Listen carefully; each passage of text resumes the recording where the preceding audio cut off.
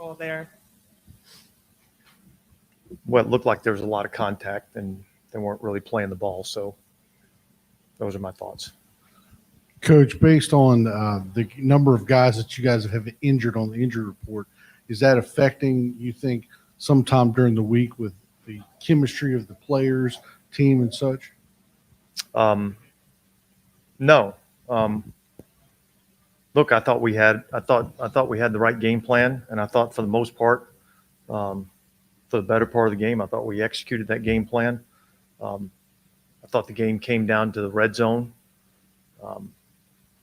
We had some opportunities to get off the field on third down in the red zone. We didn't do that, and we didn't score enough touchdowns in the red zone, and that therein lies the difference in the game. I think the final stats were we were 1 of 5 and they were 3 of 3. And so all the things that go on in the game really kind of come down to that one statistical category. Yeah, the second to last drive offensively to the game, run first and second down. Are you guys trying to eat clock and control the ball there, or is the approach to be a little more conservative? Well, I didn't see exactly what the final stats were, but we ran for a lot of yards. So that had been effective. So look, we're trying to get the first down. We got into a third and manageable situation. We didn't convert, and that's really what you're trying to do. You're trying to get yourself worst case scenario into third and manageable. We did that. We didn't convert. And offensively, red zone, what do you think kind of went around there on a couple of 3 big fields? I'll have to go back and look at the tape. The first throw Andy made was a hell of a throw for a touchdown. I'll have to go back and look at the tape and see exactly what happened. Dennis, did you think tackling was an issue I did. overall? Yeah, I don't think we tackled well. I was going to ask the same question. Then just in general, what kind of sticks in your craw about the defense giving up the touchdown drives in the second? Well, I think that the biggest thing is that we had opportunities to win in the red zone. We didn't.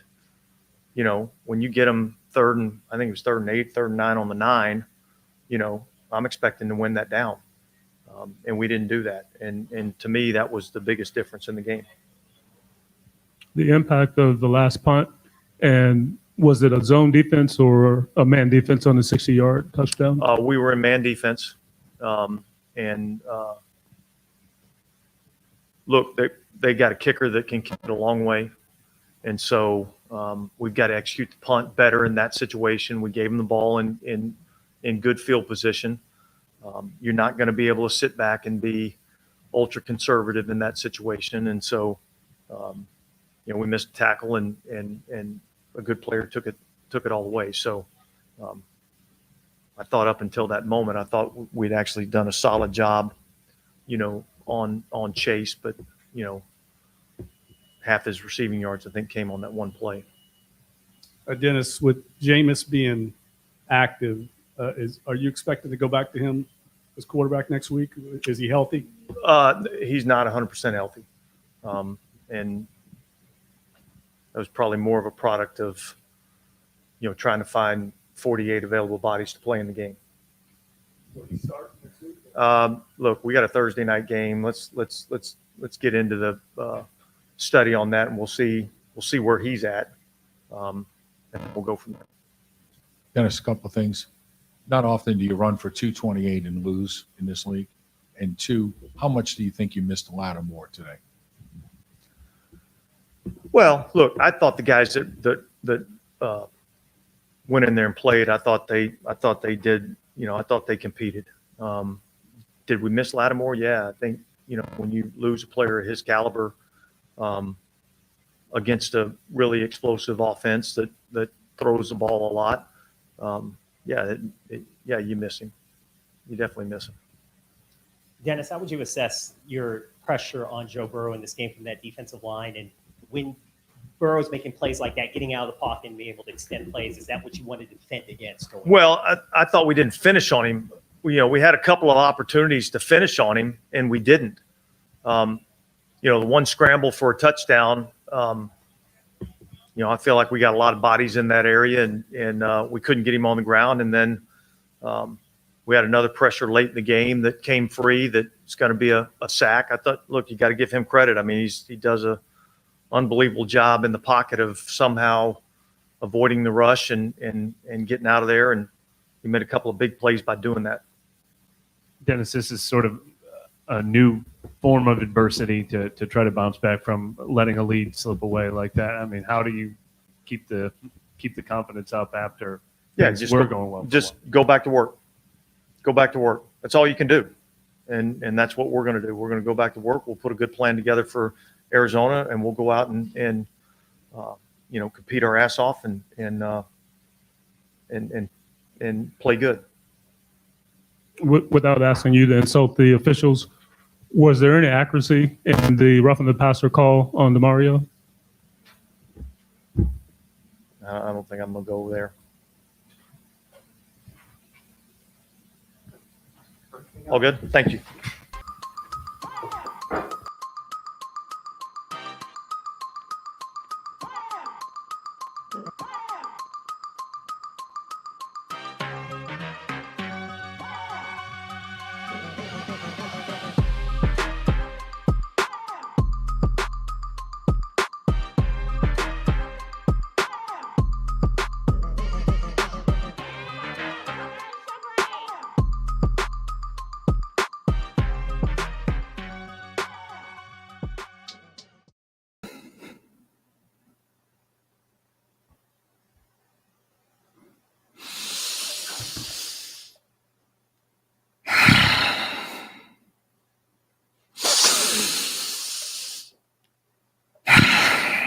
What's going on, Who Dat Nation?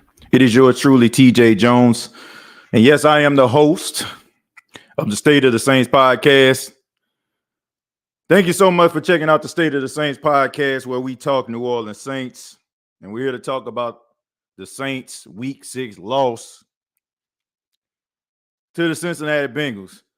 You know, Who Dat Nation, I have to be honest with you. I had to kind of decompress a little bit. I'm not really fully decompressed just yet at what the hell I just witnessed, what I just saw, what I just watched. What if I told you that a team rushed for 228 total yards? What if I told you that the team controlled the time of possession? And what if I told you that a team had the lead until the last 2 minutes of a game? The New Orleans Saints are terrible.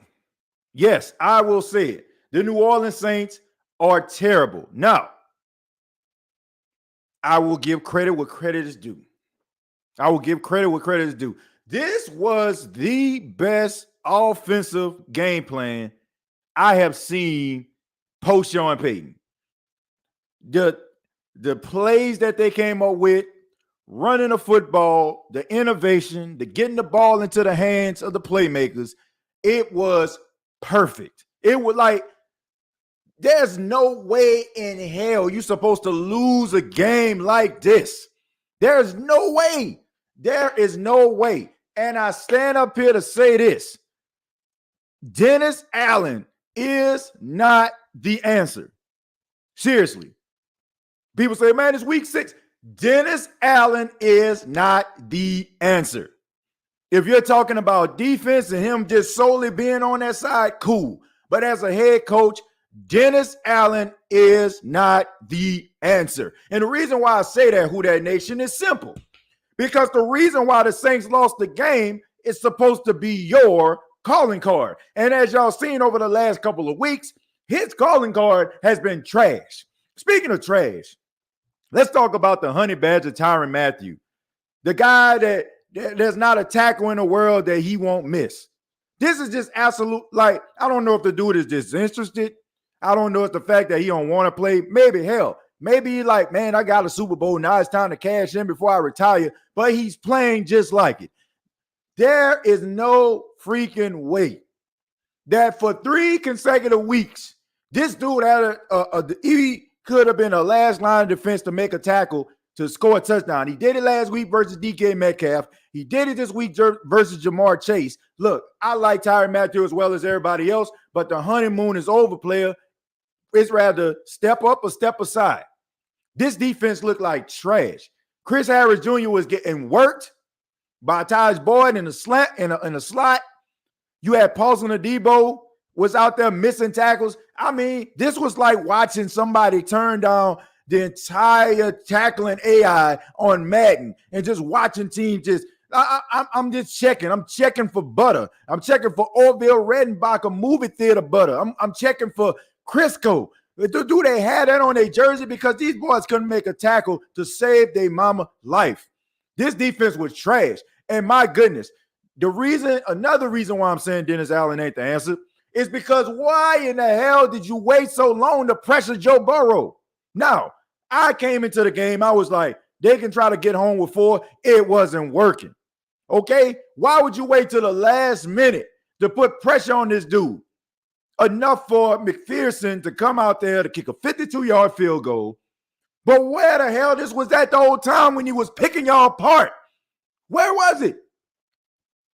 There is no way in hell you're supposed to lose a game like this, period, man. Look, I come away from this game. I'm sorry. We could not talk about anybody.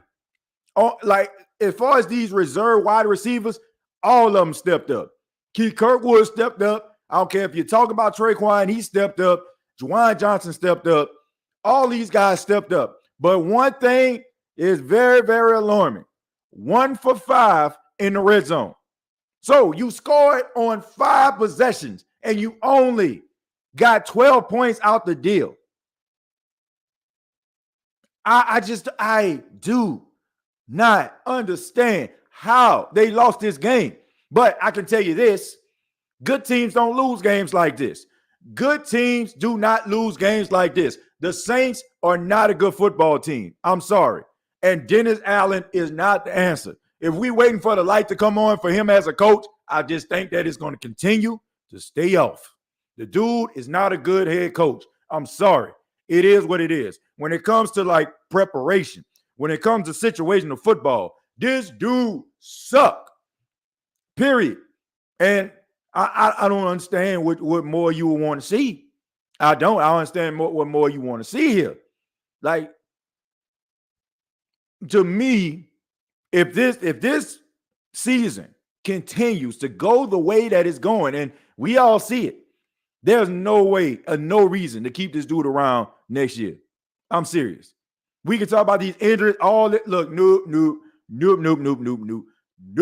I ain't want to hear nothing about no injuries. We talking about situational football. We talking about preparation. The undisciplined of this team, the undisciplined play of this team.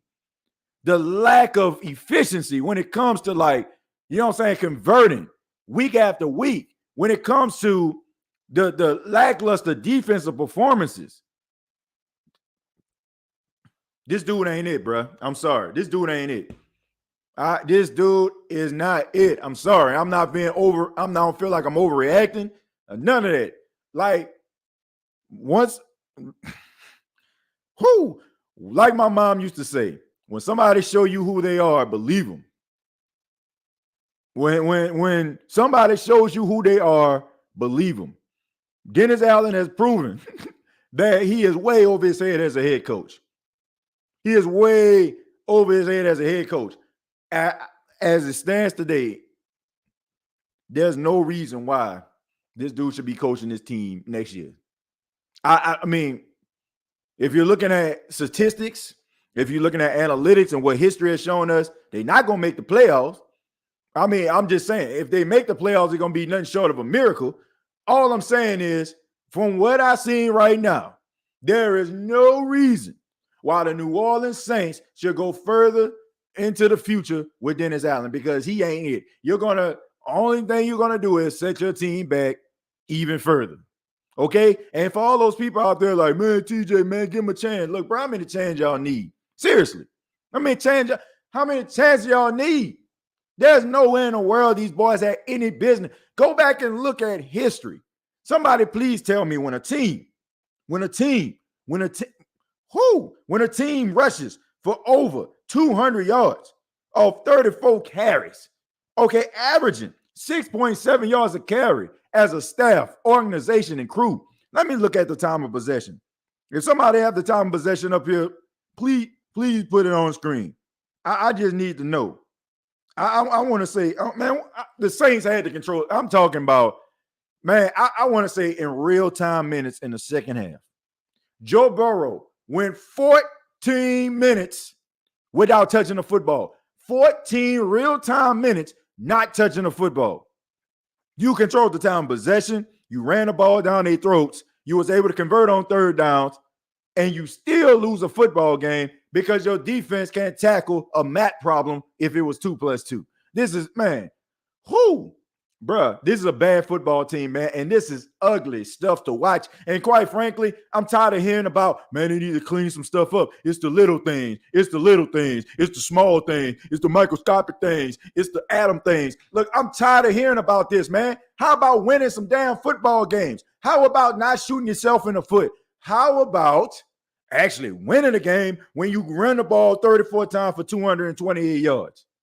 This is sad, man. This is sad stuff. And all these guys on the sidelines, I'm talking about, well, not on the sideline, but on the field, acting disinterested, missing these tackles. Like, dude, stop stealing money. Go upstairs to Gail Benson, go upstairs to Mickey Loomis and say, you know what, I thought I can be able to do this, but it don't look like I'm able to do this. I think I need to step away while I still have my dignity intact. Something. Because this ain't it, man. This is not it. This is not it. And the point of emphasis that has made you a head coach, that puts you in this position, is the reason why this team has been behind the 8 ball for the last couple of weeks. So if you're not coaching a well put together defense, because we can talk about Marshawn Lattimore, but who else? Who else that's on the starting rotation of this New Orleans Saints team that wasn't out there? Now, I like PJ Williams as well as the next man, but ain't nobody like, man, well, we sure need PJ Williams out there today. Ain't nobody saying no stuff like that.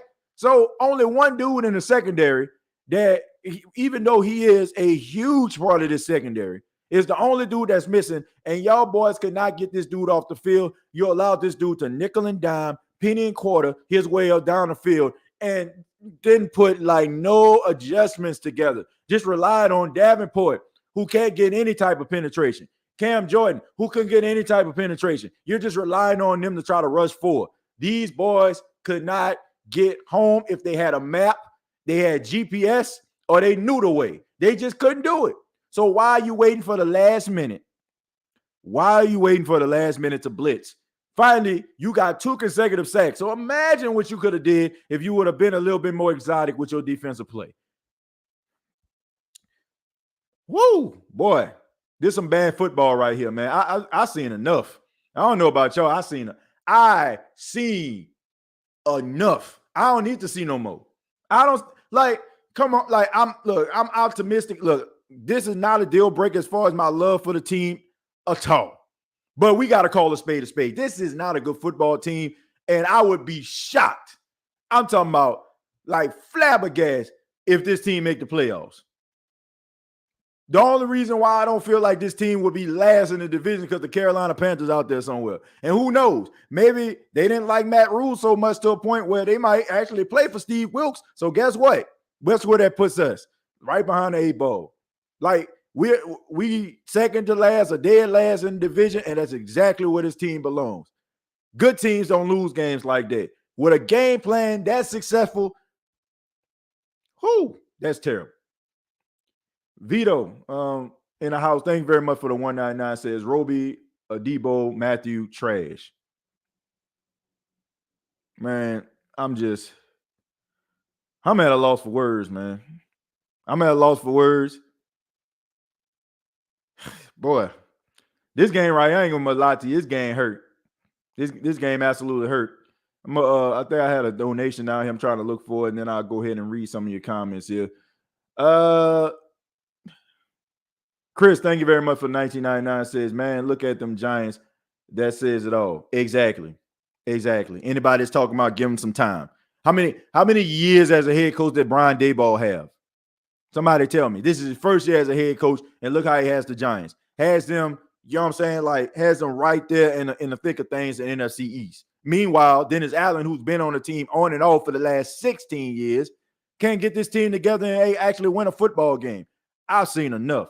I'm sorry. How y'all can just sit up here and some of y'all, man, I've seen enough about Jameis. Man, I've seen enough about Andy. Man, I've seen enough about Taysom. I've seen enough about Dennis Allen. There's nothing Dennis Allen going to do that's going to make him a better coach than what he is right now. Oh, you know what I'm saying? Right now, he's terrible. He's not like, this dude is not like, this dude ain't it.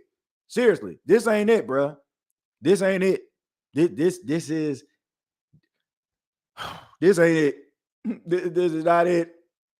This is pathetic. This is absolutely pathetic. TJ, Sean Payton set us up when he endorsed Dennis Allen to be the next head coach. He knew they were going to be trash. Look, even if he did set him up, Jeezy, like, I cannot accept that. Whoo, let me calm down, bro. Let me calm down. Whoo. Man, I'm trying to be right down the middle, man, but man, this is my team. Even if that was the case, Mickey Loomis is the general manager, so you should be able to decipher if this is a better choice or not. I can recommend anybody I want to for the job, but can they do the job effectively after the interview has taken place? And the answer is no, he cannot. It's not an indication. And we was okay with that. Look, America, we live in America. For those that are listening in the United States of America, we are in America, right? It's the land of opportunity. It's the land of second chances. We love a good comeback story. But some of us that trying to come back should have never came back at all. And this dude is it. This dude is not a good football coach, man. He's not. I'm sorry. Good coordinator? Yes. This dude can coordinate my defense when he just focuses on that all day, all night. But as a head coach, this dude is not it. I want to see the man, the individual that's on here trying to defend this. When you're watching other coaches in their first year go out there and win games, Brian Daboll, you know, like you got McConnell out there in Minnesota. Like you even got Doug Peters out there in Jacksonville. You got the Jets. You got the Jets out here playing better than these boys. You got to be freaking kidding me, man. Like, seriously. I don't want to hear no more excuses. This is pathetic. Absolutely pathetic. Bengal fans calling the city trash and all. I don't care what they saying. I don't care what about no Cincinnati Bengal fan. They live in Ohio. Like, they you know what they call Ohio? They call it the y'all, I'm gonna just leave it alone. Bottom line is TJ bad coaching. He ain't it. Nah, he is definitely ain't it. Dalton choked. I'm not getting on there. I'm not, man. This whole man, my clean house. No, I don't think you need to clean house. I think you need to clean that coach. Get this dude off my sidelines. Remember, any given Sunday, win one, lose one. Well, look, you can't win one, lose one, Jerry, when you're trying to make the playoffs, which I have my doubts that the Saints will even be able to do. That drop pass to Callaway was big. Should have been a touchdown. He would have put it up a little bit higher. He had him. Dennis Allen and Ty Bowles showing their true colors. Absolutely. Yeah, I mean, y'all see what I'm talking about. We should go use Taysom a little bit more, but in reality, defense lost us the game. I'll be honest with you. I think with the injury with Adam Troutman, I think that hurt a whole lot. And the thing about it was, I hate that it happened, but them boys were rolling. Like, they was getting like 20 yards a clip. You know what I'm saying? Like, they was gashing the Cincinnati defense. And then all of a sudden, then Adam Troutman went down, and a lot of the things that they were able to do with Taysom, you know, because, you know, Adam Troutman was setting up them blocks. And I just think that he came back into the game, but he just wasn't as effective, you can tell. And then, you know, it was a non-contact injury, so you know it got to be something serious with that. Shouts out to him trying to come back, but that hurt a lot.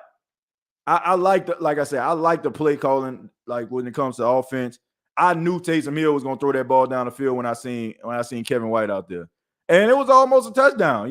But Kevin White, man, bro, man, we know it is what it is. No one said anything out of line. I'm so angry, TJ. Play calling was amazing. We ran the ball well. Time possession was one. We even got good plays out of Traquan, and we won a turnover battle just to lose. DA is a nice guy. Yeah, he a nice guy, but we don't need a nice guy. We need a head coach to coach this team. Dennis Allen ain't the answer. He is definitely not.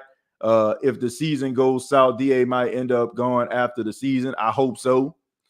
He got to go before the season is over. Nah, I don't think they'll let him coach it to the end. It's just bad coaching. That's all. The team got talent. Yeah, this team has talent. Like if you don't believe this team got talent, the fact that these guys had a no Olave, no Thomas, no Landry, like all these 1, 2, and 3 wide receivers respectively, and they still went out there and were formidable. And anybody that's out here talking about, man, you can't sustain success with the running game like this. Yes, you can. Yes, you can. That if the defense would actually have done something in this game, then the Saints could this is sustainable success. This is you could actually, man. I mean, bro, that some of that offensive runs that they came up with almost brought a tear to my eye.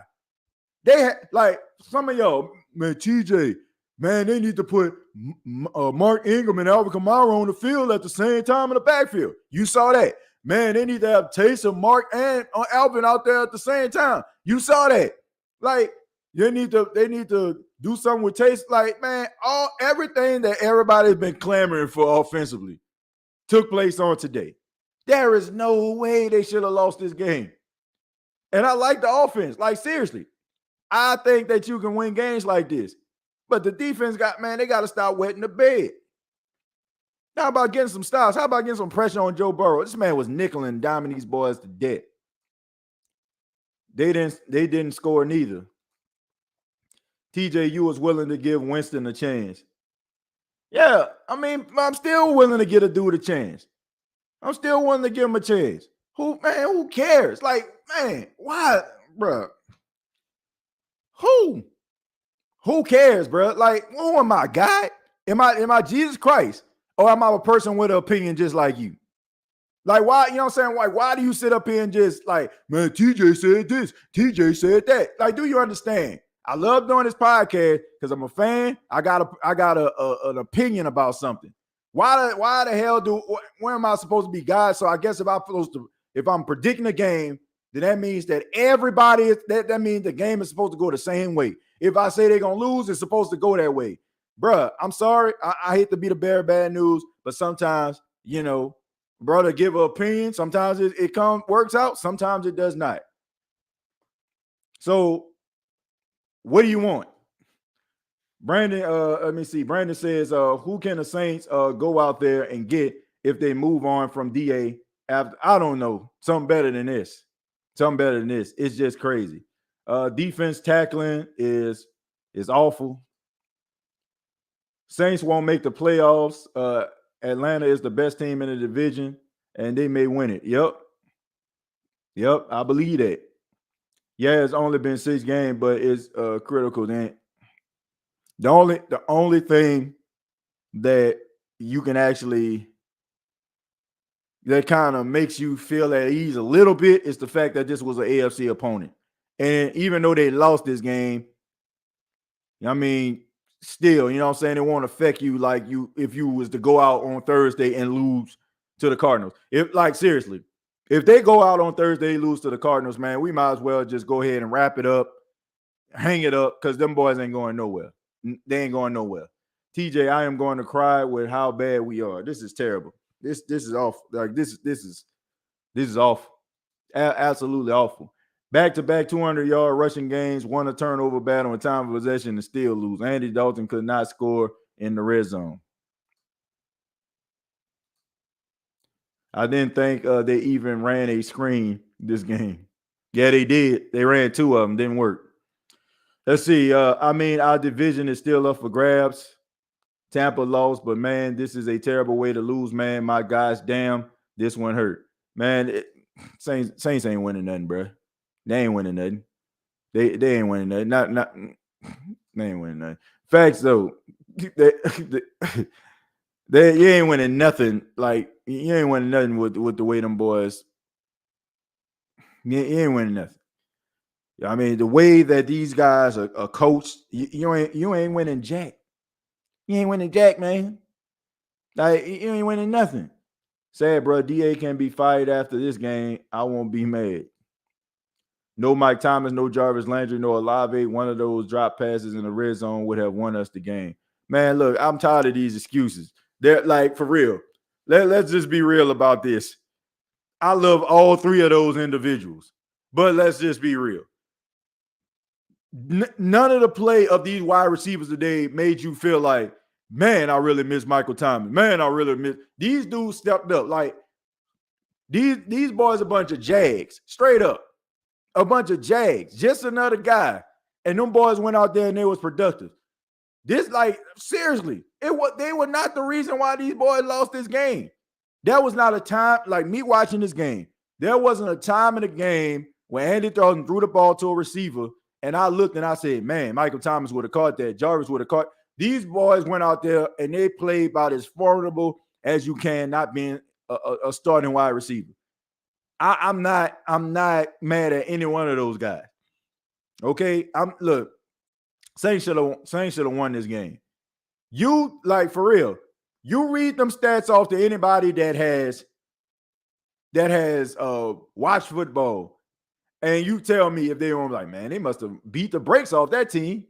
They lost. What? They lost? To me, okay. To me, this is kind of similar. And y'all probably remember this. It was the Arizona Cardinals versus Chicago Bears. The famous Denny Green post-game speech. The Bears are who we thought they were, and we let them off the hook. The Bears had 5 turnovers in that game. I want to say even 6, and they ended up winning a football game. This is basically the Bengals are who we thought they were, and we let them off the hook. That's what this is. That's what this game was today. And I've never seen a coach that end up playing a game plan like this. The team end up losing, they end up sustaining their job. And he shouldn't. I mean, I say let him coach the end of the year, see where it goes, but I don't think too much is going to change. I think dude is a lame duck. When you coach not to lose, most of the time you will lose. What the hell else we need to see? Dennis Allen is not it. I don't understand what nobody need to see. What more than you need to see? I've seen enough. Bro. Like, seriously, man. Like, dude ain't it. He ain't it, man. Thank you for the 499. Says the last time felt like this about the Saints was pre-Sean Payton. Yeah, we looking very Jim Haslett-ish. You know, like, man, we looking very Mike Dicker-ish. You know what I'm saying? Like right now, this team, bruh, this is awful stuff we watching, man. We are snake bitten. DA and PC gotta go, bruh. I ain't gonna lie. You know, Pete Carmichael, this probably one of his best called games right here. Even the plays that didn't convert, like they were good plays. They was the right play to call. I'll give him that. Bruh, I mean, I can't blame Pete Carmichael for this game. Right? You're like, do you know how hard it is to even put points up on 5 consecutive possessions, even field goals? So Pete Carmichael got the ball down the field. He called the game to get the ball down the field. The defense couldn't stop nobody.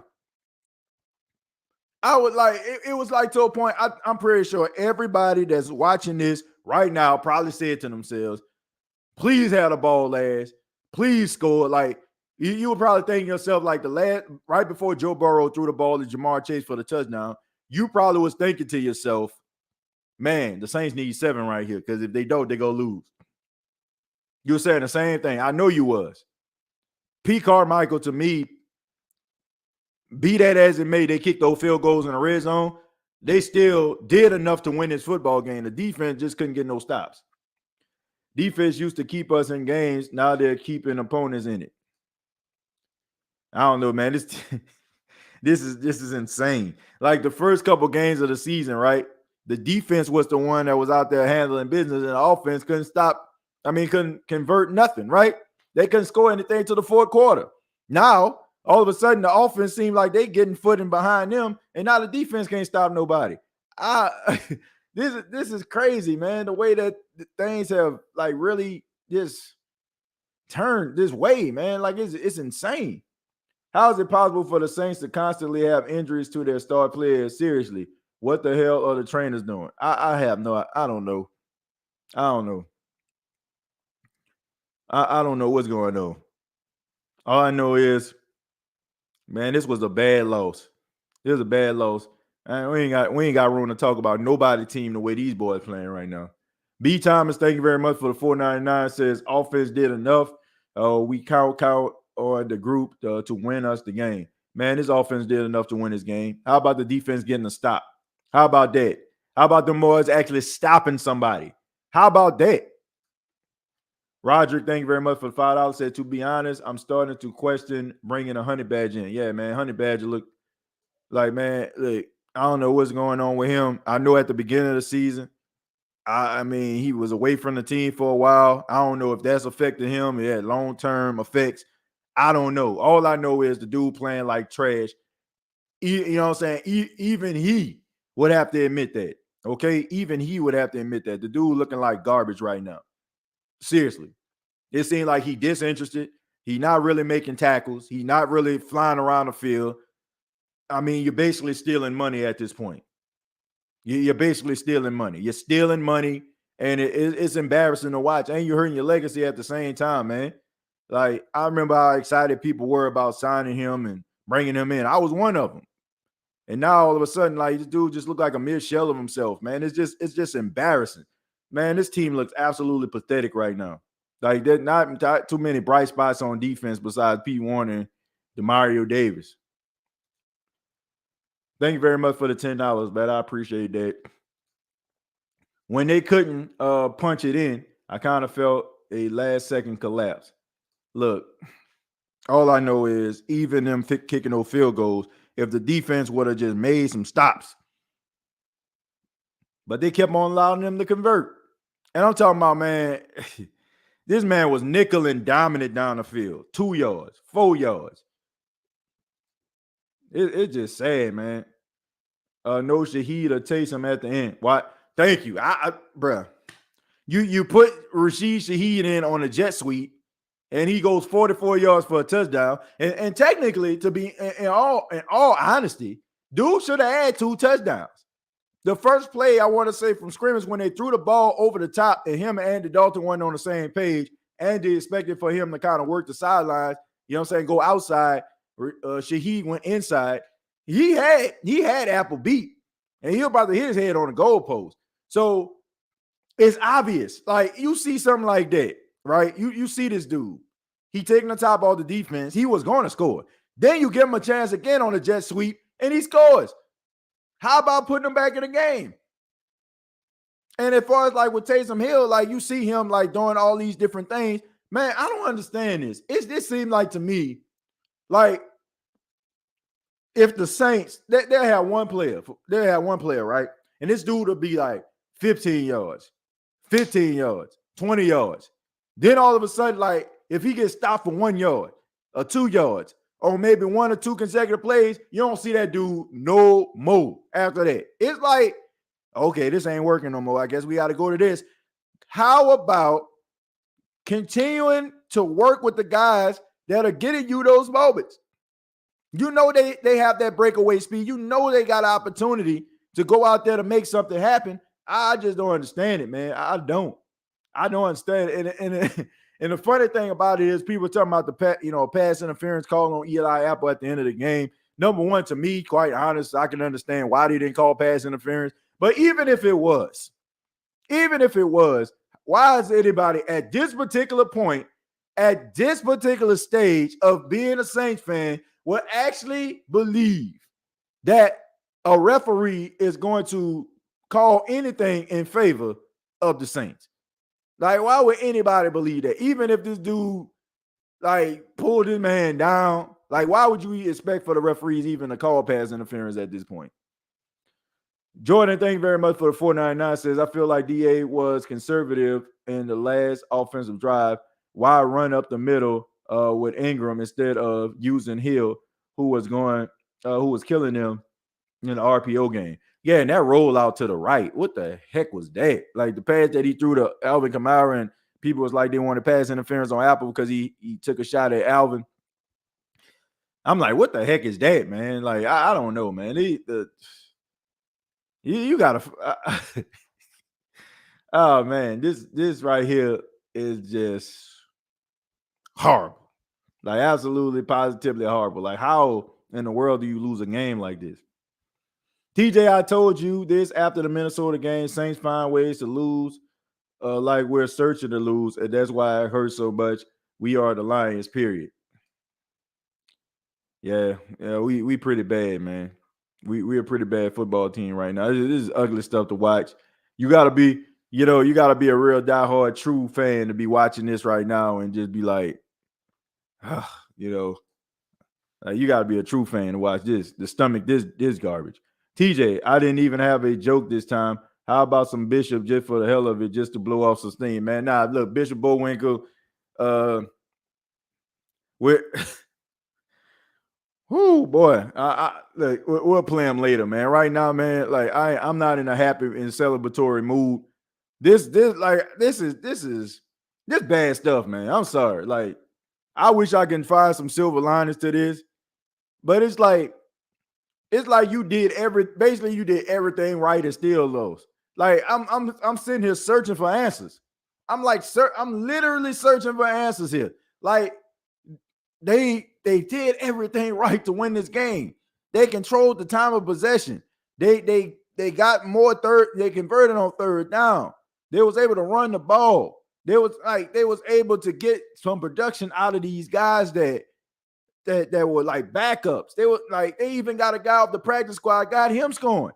They won the turnover battle.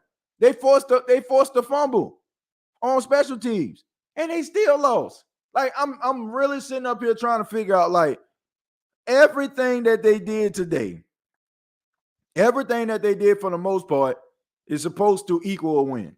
But yet we sitting up here, them boys took an L. Like, I don't like who? I don't understand it, man. I don't. This does not make any sense to me. This does not make any sense to me. All right. Thank you all for being here. We got 527 people watching this right now. I ask that you hit the like button. All right. I ask that you hit the like button. If you have not already, please subscribe.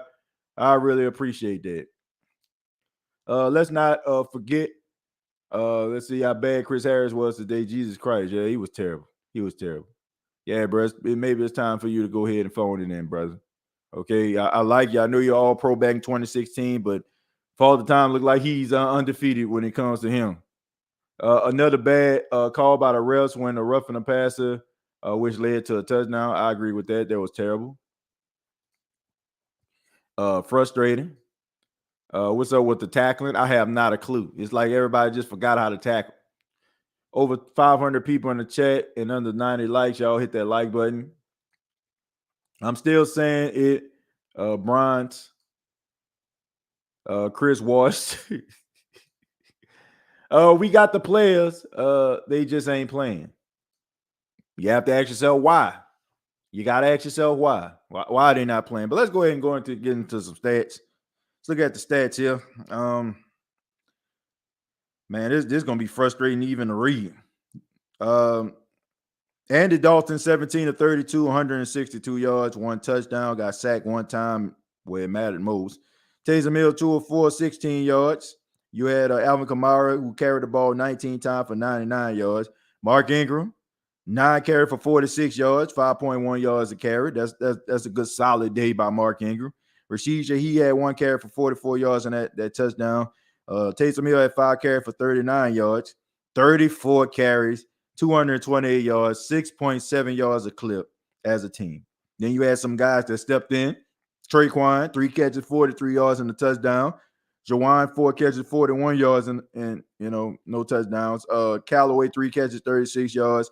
Alvin, 6 catches for 25. Key Kirkwood, 1 catch. That was a really good catch for 14 yards. Mark Ingram, 1 catch for 11. Adam Troutman, 1 catch for 8. Like I said, Adam Troutman recovered a fumble.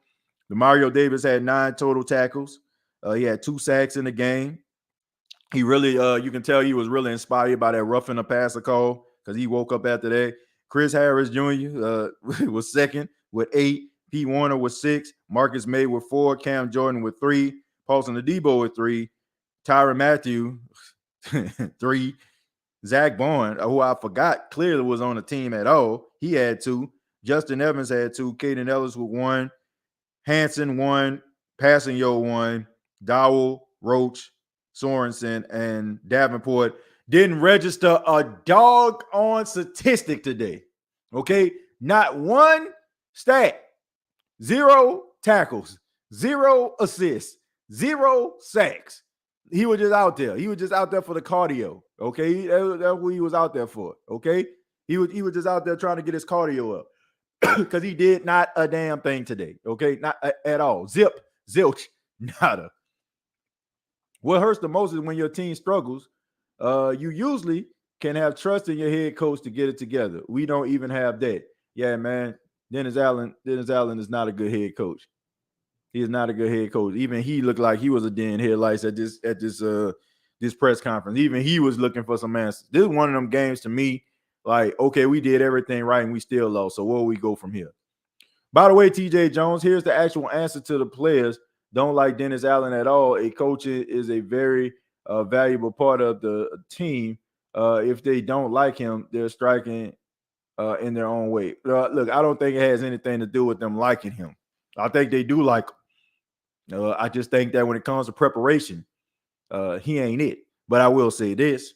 If guys feel like you putting all this game plan together and is not resorting to success, guess what?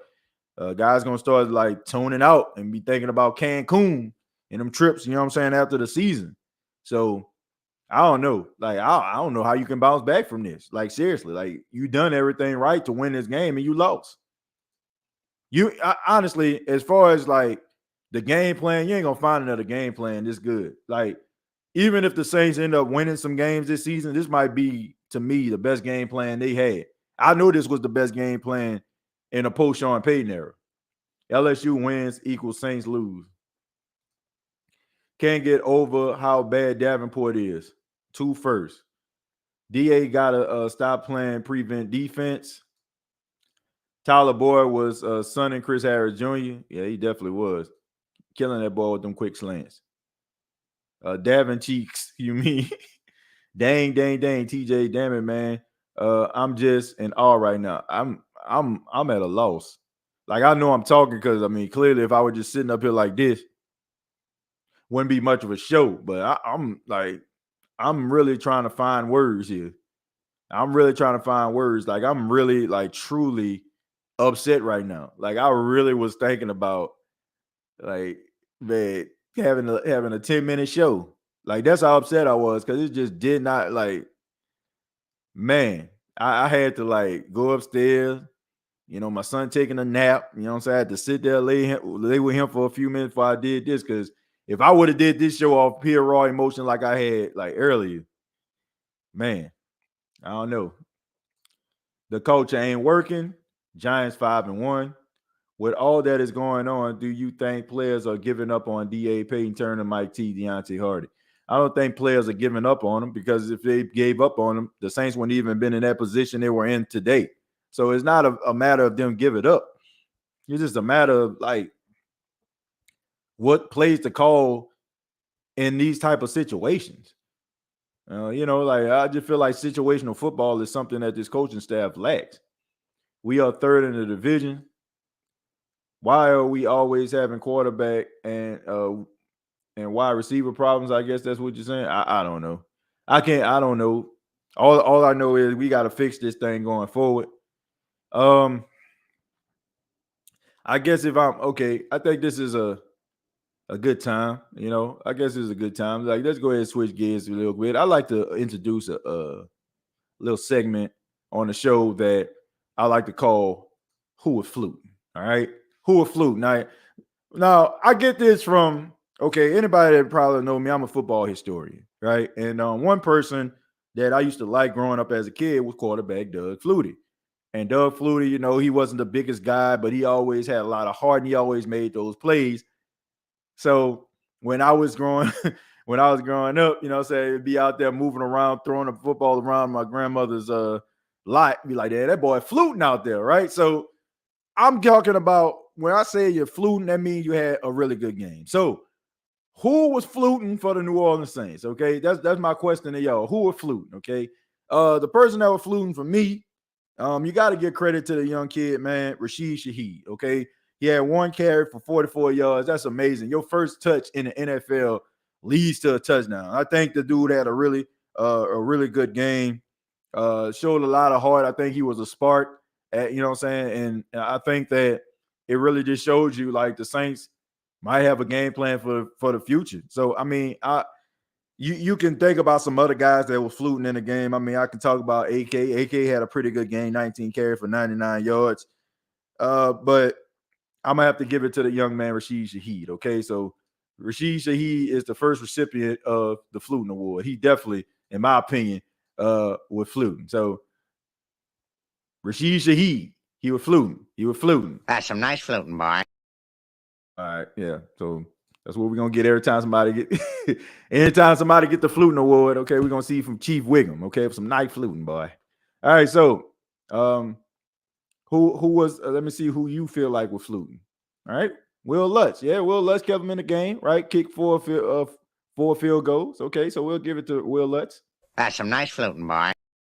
All right, so let's see what else we got. Pete Carmichael. I think he did a good job. I think this was a good offensive performance when it comes to the calling. Even though the Saints didn't get points, and you know they didn't resort in touchdowns many times, you know. But I think Pete Carmichael called a good game. Okay, that's some nice fluting, boy. Okay, so we're gonna give it to Pete Carmichael. We're gonna give it to Rashid Shaheed. And we're going to give it to Will Lutz. I think that's pretty fair. Okay. So those are the guys that are fluting. Okay. So strolling down just a little bit. Is Taysom okay? Seemed like we went away from him, got to do better. I don't know. You know, that's interesting. I don't know, man. I don't know why they like took him out, but they definitely weren't using him down the stretch. So I don't know. Maybe he got hit or something like that. Maybe, you know, end up like re-aggravating the injury. I know you've been dealing with a rib injury all year. Don't bite your words. We going to make it, man. Just chill. I'm not biting nothing. See, here's the thing. This is what I love. Y'all really think I sit up here and care about if I'm wrong about a tape. Like, that don't mean that I don't know what the heck I'm talking about. That just means that I'm wrong at that particular statement. I don't sit up here and just say, oh, you know, like I'm right about everything. If I'm wrong, I'm wrong. And if I'm wrong, I will come back and say that I'm wrong. I have no problem with admitting that I'm wrong. Maybe some people do, but I don't. Okay. I don't feel like when I get behind this mic and I do this show and I say something and end up being wrong, I don't feel like, oh, you know what I'm saying? Well, you know, I don't know what I'm talking about. Or, you know, like I'm just like everybody else. I want to make that clear. Just like you give your opinion at a barbershop, you give your opinion when you're talking to your friends. That's the same thing here. So I don't care about that. I don't care. Like, I don't care about being wrong about something. If I'm saying based on what I'm feeling at this particular moment or how things are looking, I would love to be wrong. I would love to be wrong. I would love to be wrong, but that's not going to stop me from giving my opinion. Bengals are a tough team to defend. 2-4, ha, go Falcons. Hey, y'all still lost to us, so cheer all you want to, but y'all still caught that L. Let's see. I agree with you, TJ, but P. Warner always flashing. Yeah, I mean, look, we've given P. Warner, like, he's definitely been fluting over the last couple of weeks, so you know, but you know, try to give it to somebody else, especially like a kid like that, man, who just came off the practice squad. You know, he had to have butterflies about the size of a mansion going through his stomach, going into his first game. And he went out there and he performed, man, and did a really good job. Cesar Ruiz was fluting. Yeah, Cesar Ruiz, to be honest, he's been like one of the bright spots on the offensive line. So defense lost this one, absolutely. TJ, you think Winston gets his job back?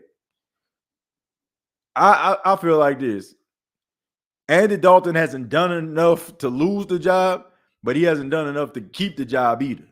So it's still a tough decision. Like, he did some good things. Like, look, I think that sometimes when we look at the quarterback position, we look at the standards, right? We look at Mahomes, we look at Josh Allen, we look at Aaron Rodgers, we look at those guys throwing the ball all over the place, equaling 300 yards a game. But even as exciting as that is, that doesn't mean that you have to win that way. That doesn't mean that you have to play that way. You don't have to, okay? I think that the things that the Saints were asking Andy Dalton to do was helping the Saints win the game. Because you have to admit, I thought it was like 3rd and 14 or something like that. He got the first down, ended up being a holding penalty. It was a pass that he threw to Keith Kirkwood. I think they needed maybe like 11 yards. He ended up, he got 14. So he was actually converting plays. I just think that when we talk about the quarterback position, I think sometimes we fall in love with the dynamics, the explosiveness of that quarterback and how they're playing. The way that the Saints were using Andy Dalton today is not like Andy Dalton couldn't help the Saints win. And in some cases, like I said, he helped sustain drives. So I feel like he didn't do enough in order for the Saints to be like, well, we're just going to continue to go with Andy. And he hasn't done enough for, people be like, well, let's go sit Andy down. It's a tough decision to make. It's tough. But I will say, I really honestly believe he's going to end up starting on Thursday, though. I think he's going to end up starting on Thursday. I'm still riding till the wheels fall off. Yeah, I'm still here. Regardless. Arizona will be easier. I don't know about that, bro. Warner, Taysom, and Ruiz. We run the ball too much. Like, this is a passing league. That's the only way to win consistently.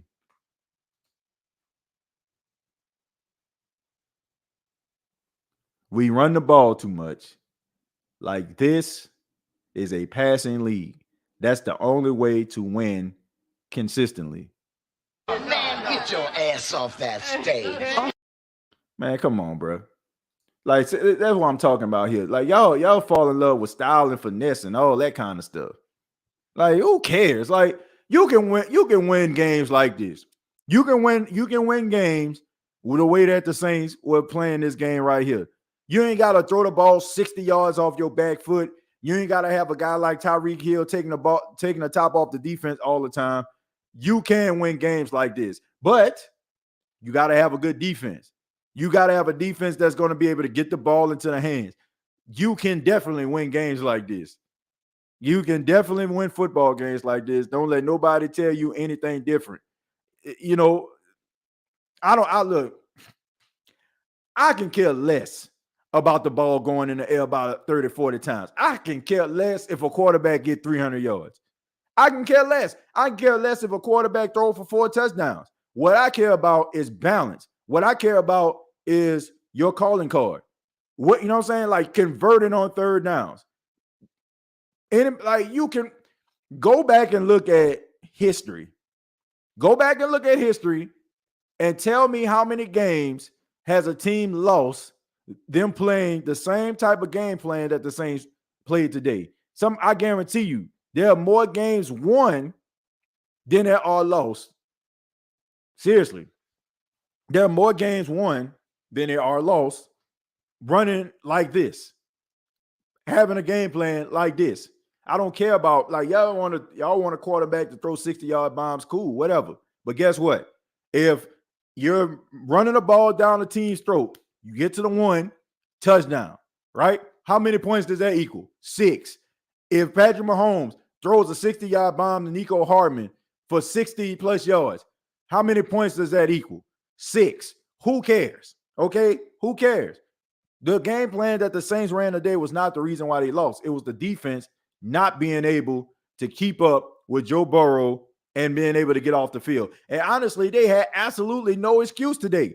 They should have been about as fresh as a daisy. They was able to go over there, get some Gatorade in their system, probably see their wife in the crowd, probably be able to talk about what they're going to do the next drive, because the Saints offense was like, they was slowly developing drives, 10-play drives, 12-play drives, 14-play drives. There's no excuse for these boys not to be able to be ready to be able to attack Joe Burrow. What do you think the Saints are going to do with Matthew if he continues to play like this? Keep him out there. We talking about Dennis Allen here. Keep him out there. Eagles don't trash talk who that get better. He said Eagles don't trash talk who that gets better. Let's see. Justin Evans is a better football player than Tyrann Mathieu. That boy should be banned from standing on anything green. Yeah, he playing pretty bad. 3-3, 2-4. Who cares? Who cares, man? You should use the Friday after say it again. Talking about Pinky. Man, bruh. I give Falcons credit, but they still ain't gonna do nothing. Like Falcons are good to by default. Like it's basically like, you know, if you they got the best coach out of the other three. Everybody else, you know what I'm saying, got bad coaching. Tampa got bad coaching. Saints got bad coaching. Carolina got bad coaching. So it's basically, it's not like they just better. It's not like they just better or something like that, because didn't they lose to the Buccaneers last week? I mean, seriously, like, so it's not like they just leaps and bounds better than everybody else. Y'all won by default. Like everybody else, like struggling when it comes to like coaching. Like they just got a stable infrastructure, more stable infrastructure there. Like, but it's not like, okay, when those teams get back to it, especially the Saints, if they get back to like, you know, having coaches, you know what I'm saying, that can actually, you know, understand situational football. It's not like, you know, we ain't gonna go back to putting foots in the Falcons again.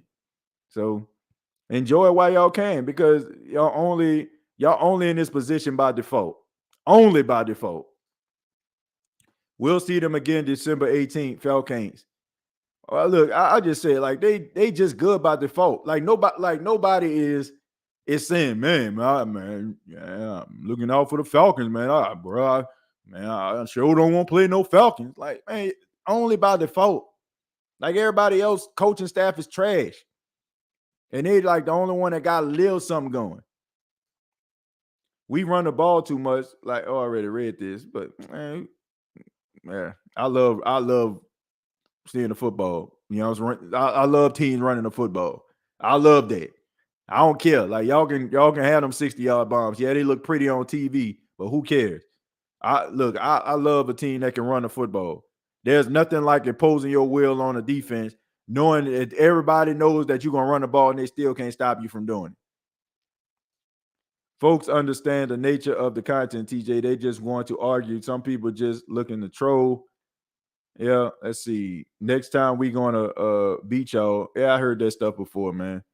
Well, yeah, I heard that before. Yes. Honey Badger is just collecting a check, basically. Chris Harris can't even guard slant routes. 200 yards of rushing is great. That's not a problem. There's no, like, I'm telling y'all, go back in history and go look at analytics and somebody tell me when the last time a team rushed for over 200 yards and end up losing the game and controlling the time of possession the way that they do. They did in this game. I'm still trying to find like the time of possessions. Let me see.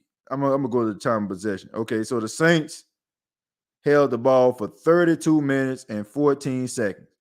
32 minutes and 14 seconds. They held this ball. So 32 to like 27. You know what I'm saying? So, man, that was a perfect game plan. I cannot believe this team lost this game.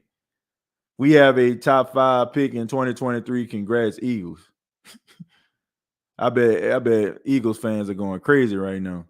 Blame it on Jameis. Allen equals great DC. Roby sucks. Teams who start off 5-0 or 5-1 always choke down the stretch. 9 games made win the division. I'm ready for the NBA season. Go Heat. That's conservative style of quarterback only works when the defense is, yeah, that's basically it. You know, like the offense works. The offense works. You can win games like this. But the thing about it is you need a defense that's going to be able to make some stops. They couldn't make no stops. So that's the reason why it didn't work. It wasn't like the game plan offensively wasn't good enough to win the game. It was the defense couldn't get stops, couldn't get off the field. Coach cleanup, future looking very, very muddy. Yeah, coach and cleanup. Yeah, coach cleanup, captain cleanup, as I like to call it. Clean up, everybody, everywhere. Clean up, everybody, do your share. Yeah, captain cleanup. He said it again. There's some things we got to clean up, man. I'm done with it, bro. Look, Mr. Clean, Fabuloso, and Clorox can't get the job done with these boys. You can clean up with that right now. You couldn't clean up with those 3 products the way this team playing. Bye Hardy, bye Welcome Rashid. DA gotta go, TJ. L take. They need to run the ball more and help out the running the pass again. They need to run the ball more. Man, look, they ran the ball great. They ran the ball 32 times today, 48 times last week, and they still lost. I cannot, bro. Man, who? How did they lose, bro? How are we going to stop Kyler Murray? We can't stop the RPO. Man, they can't stop the passing game. They can't stop the running game. You know, the only reason why, you know, like even with Joe Mixon, like Joe Mixon was running the ball well. They just stopped. They just threw the ball a lot. Let me see. Joe Mixon, he averaged what, 5.6 yards a carry? That's almost 6 yards a clip. So it's not like they were just stopping the run because, you know, they just went away from it. It was just the fact that they just wanted to throw the ball with Joe Burrow and they were down. So they had to kind of get away from the running game. So it wasn't like Joe Mixon was getting neutralized.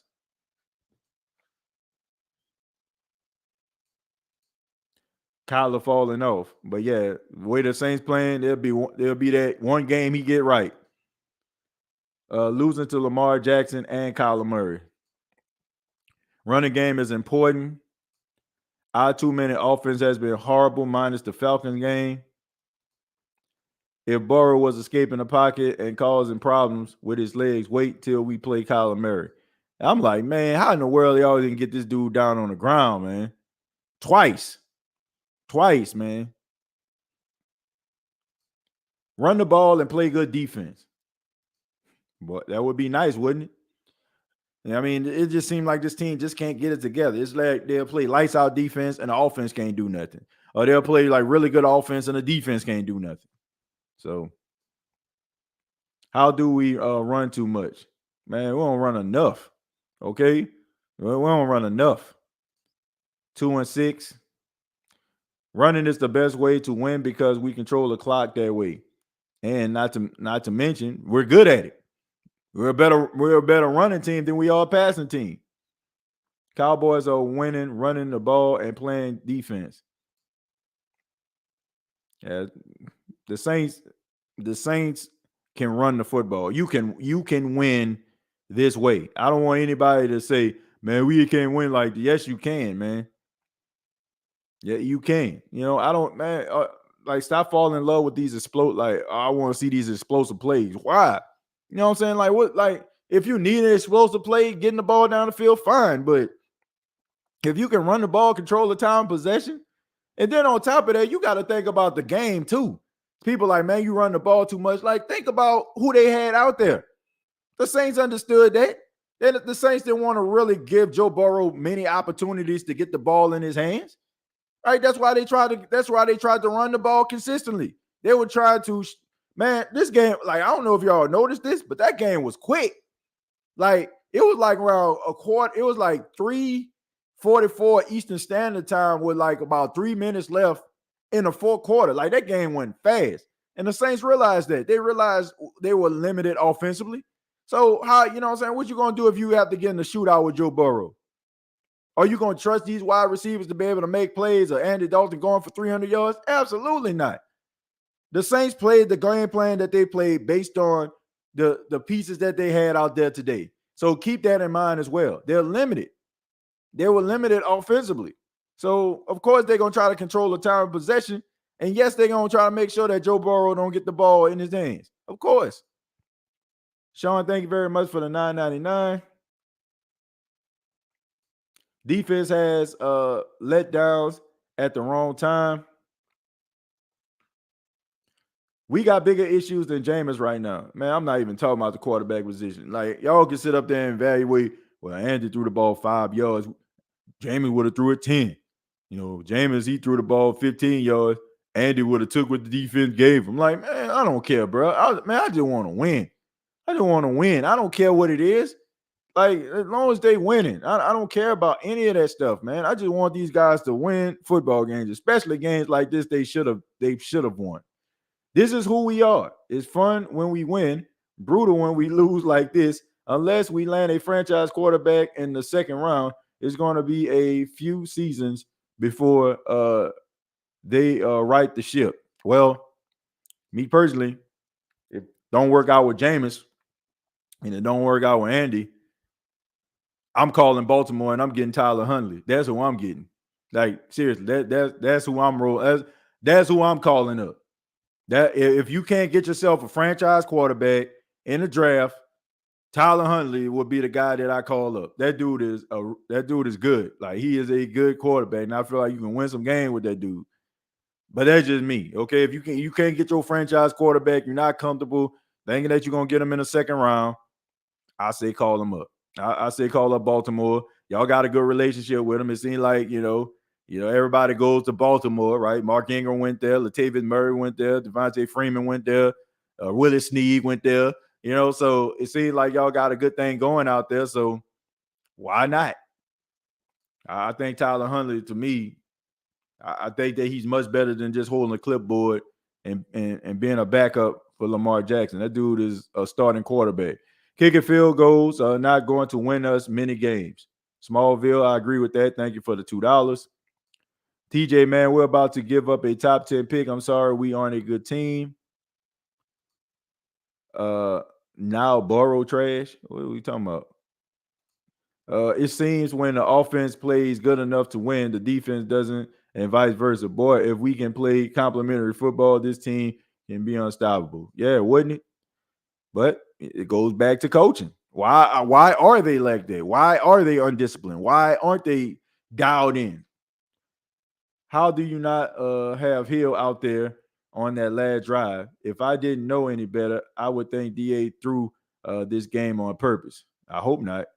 I mean, what would you have to gain from that? I mean, you're the one that's 9-32 as a head coach all overall.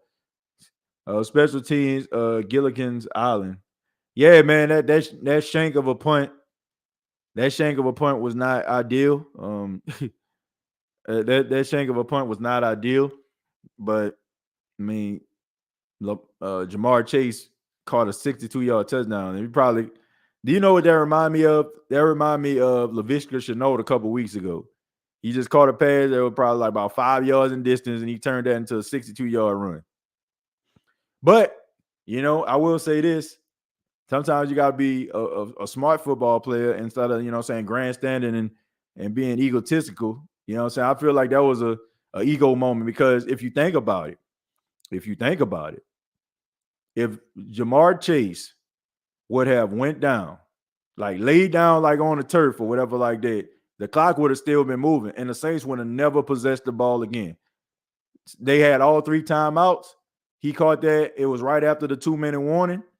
And all they would have to do is basically just kind of take some knees and go out there and kick a field goal, and the Saints would have never possessed the ball again. But it still didn't matter because the Saints did possess the ball again, and they still didn't do anything about it. So, but that's just me.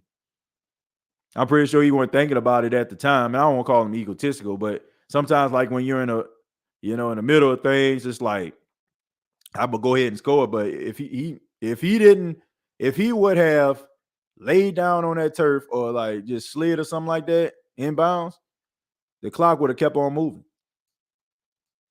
Hey, TJ, I've been saying go get Tyler Huntley. I'm just saying, like, if you're not sure about Jameis, you're not sure about Angie, that guy deserves to get a shot at being a starting quarterback in the league. The D lost this game. Jameis Winston had one last game. If that does not go well, he is out. NFC South is bad. DA literally just collected a check. He has no desire to win. And everybody collecting checks to get. Tyrann Mathieu collecting checks. DA collecting checks. I would rather gamble with a new up-and-coming coach rather than that a known losing coach. Yeah, you see how that's working out with Las Vegas, right? Josh McDaniel, more things change, more they stay the same. Dennis Allen, more things change, more they stay the same. Facts, still garbage. Lees and Falcons don't get along. Well, we can't talk about them either because we just gave up 1-2. The Saints led this entire game for the exception of the last, 2 minutes of the game. In the big words of the big tuna, Bill Parcells, you are what your records say you are. Yeah, that's why I came on here and said the Saints are not a good football team because they're not. Maybe 5-7, maybe 5 to 7 games, TJ. Saints and winning don't get along. 2-4. How many times? Like that man, I think a lot of these tweets, this dude dusting off. You have to dust off.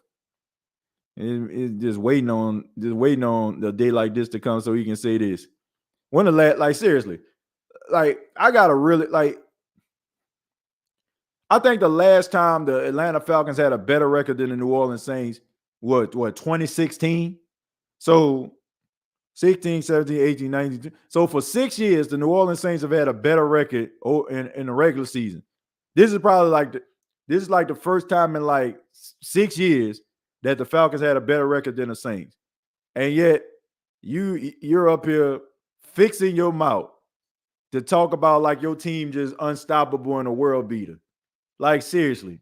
Like that goes to show you like us talking about the standard of this team and what we expect this team to be. The standard is so high. And you being cheering for a 500 team and you're about as content as a baby that's swallowed in cloth. Like that goes like you shouldn't even like your team is 3-3. You're a 500 team. That's bro. I don't understand. Like, there's like for real.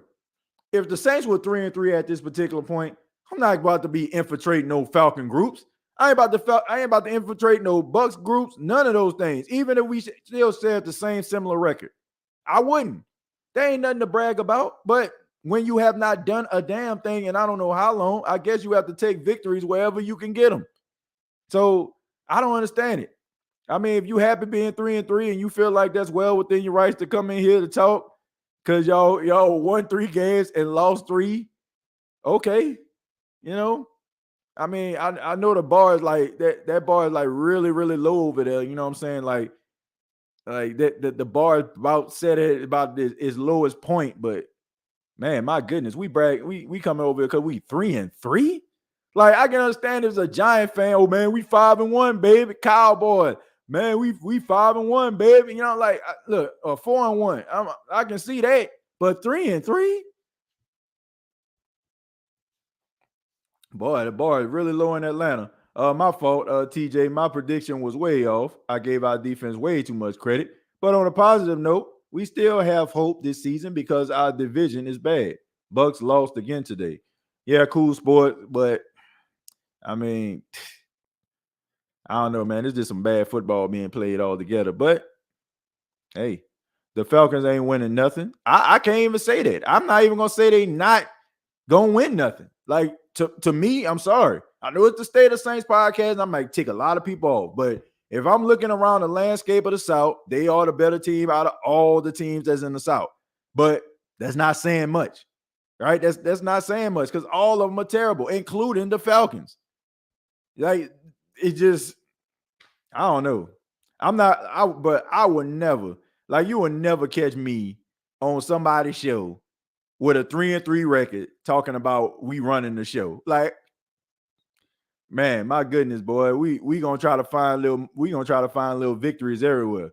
There's no way in the world I would be on another team's podcast when my team is 500. I can see above 500. There's no way in the world I'd be on there. Like, seriously. There's no way I'd be on there. The fact that the Falcon fans are in the same chat shows they're bothered. I don't think it's the fact that they bothered. I just think the fact that they haven't had anything to cheer for in so long, they finally got something to cheer for, and now they feel like, oh, you know what I'm saying, the Saints' day of reckoning has come. The Falcons are now top of the division at a whopping 3-3. So, you know, like who cares? Like who really cares? Like at the end of the day, like that, like it's only 6 games that can go either way. Y'all can end up losing the division, yeah, y'all can end up winning the division. But where's y'all record gonna be if y'all win a division? You know what I'm saying? At a whopping 9-8 or 7-10 or something like that. Have like one of them NFC West back in the NFC West days. Like who cares? Like win some more games. Like get a couple games above 500 and let the Saints really be at the bottom of the sea and then start talking. And then maybe it'll affect me a little bit more, or maybe not because it's the Falcons talking to me. But still, I'm not about to sit up here and be bragging about a team that's 500. I'm just not.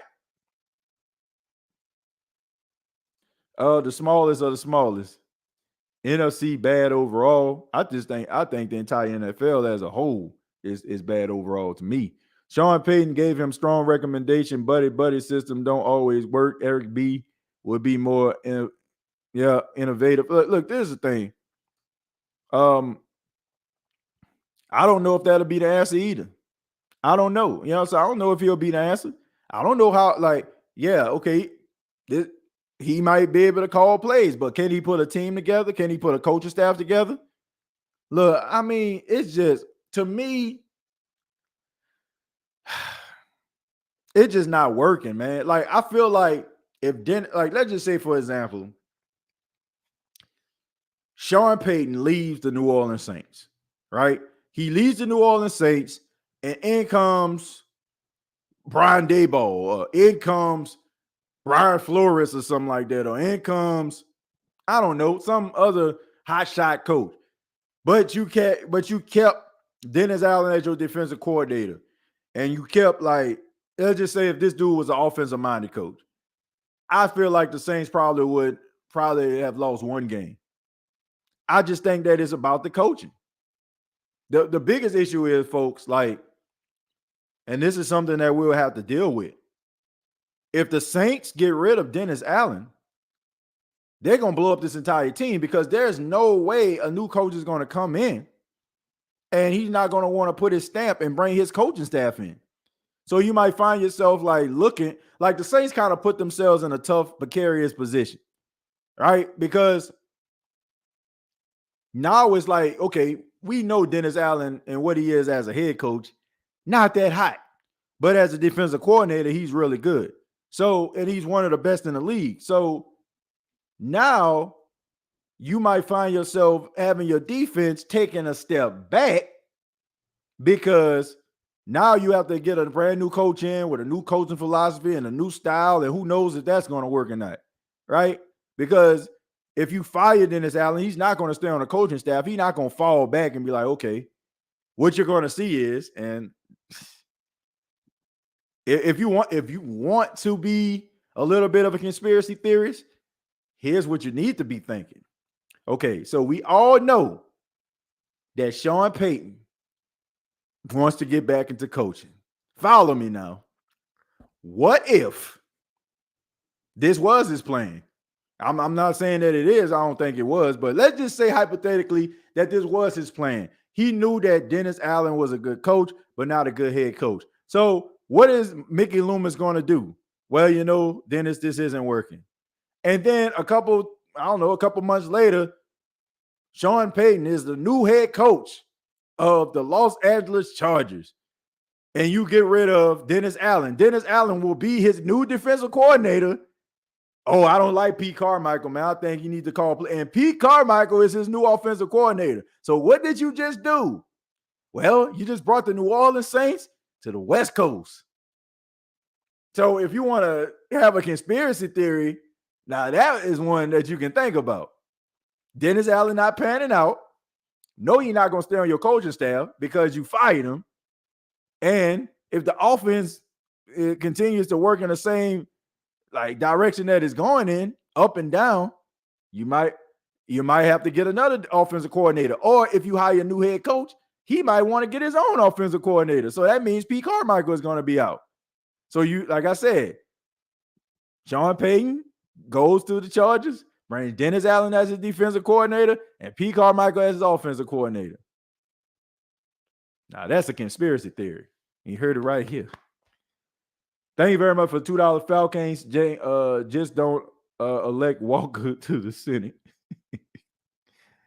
Let me scroll down a little bit.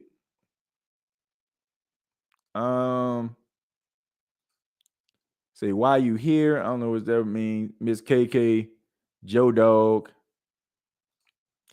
Facts, prime time is a motivator. I guess we talking about Deion Sanders. Shouts out them Jackson State Tigers. I ask everybody hit the like button. If you're here, please hit the like button. I see we got 441 people watching this right now. The only thing that needs to happen with the Saints is to put Taysom as a starting quarterback. He can run, throw, catch, and that's the move.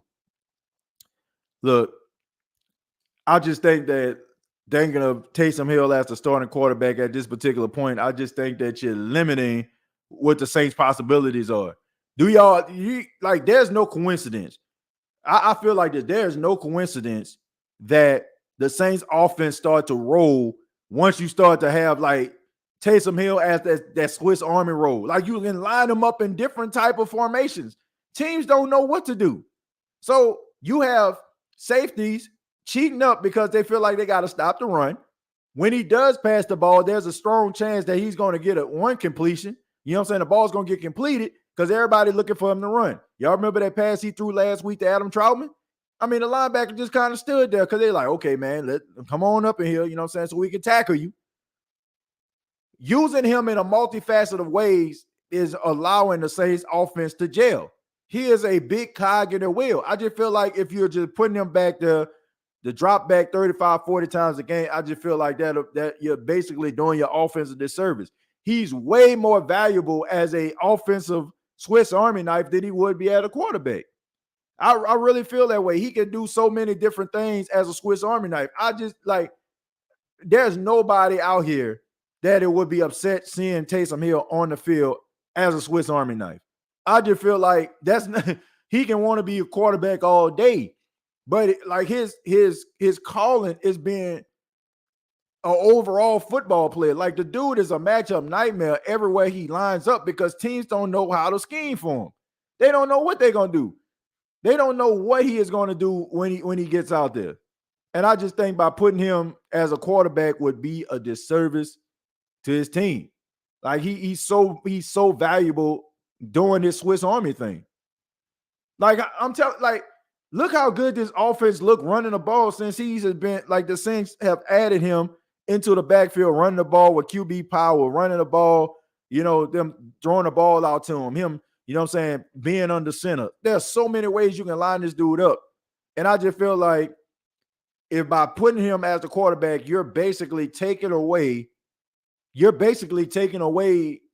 a hell of a lot of production. A hell of a lot of production, man. So I don't know. I know, you got people out there that want him to be a quarterback, and I get it, right?